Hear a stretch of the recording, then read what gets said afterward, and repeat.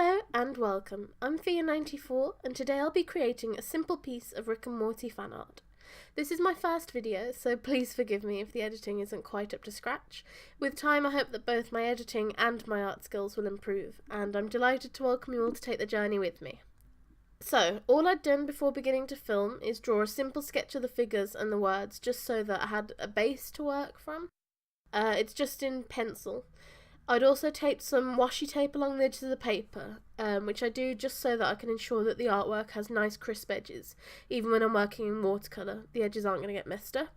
And at the moment I'm just using masking fluid to outline the words so that I can paint all over them without having to worry about the words becoming ruined or indecipherable.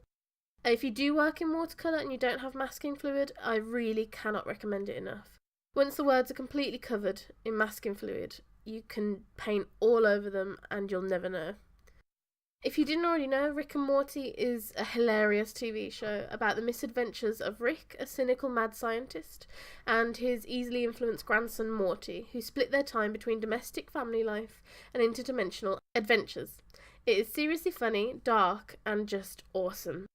There are currently 2 seasons with a third on the way that actually premiered the other day, and if you haven't watched it yet, I really recommend it.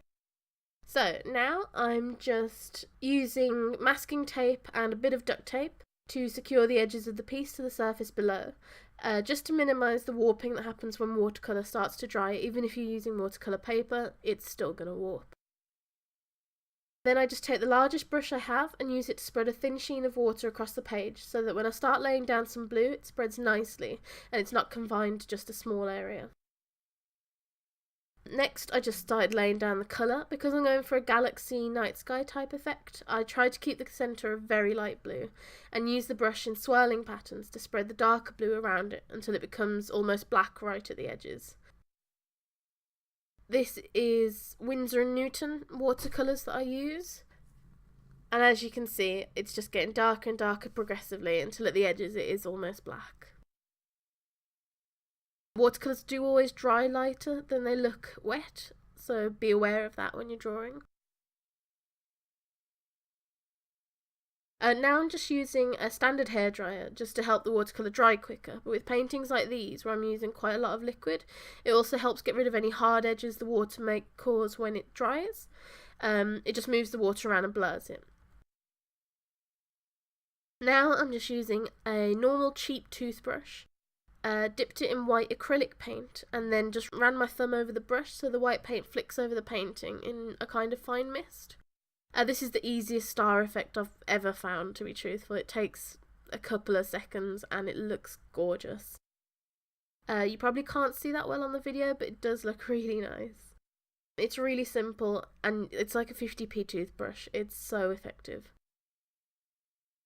Now I'm just simply using black paint to go over the sketch silhouettes. Because it's black, you don't have to worry about the colours underneath ruining it.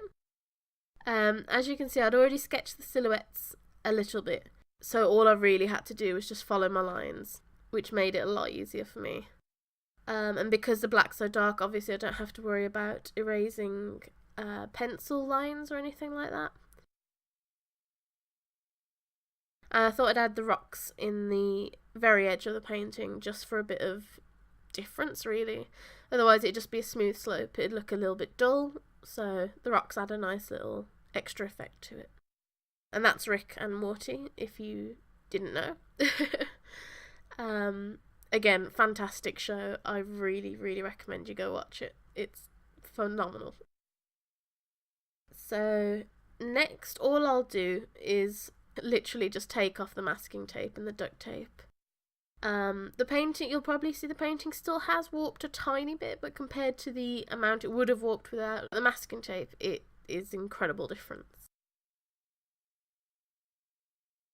And once again, the hairdryer just helps to dry everything a lot quicker. It's better than sitting around and waiting for it. Now I'm just going to use the end of a paintbrush just to get off the masking fluid. And as you can probably see, where the masking fluid was, it's such a beautiful pure white that it's so worth it. It's a beautiful thing to use. Then I just take the washi tape off the edges of the paper and the painting's done.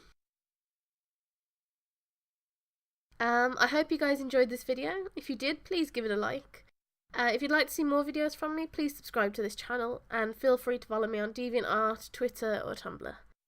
I hope you really enjoyed it, and until next time, goodbye!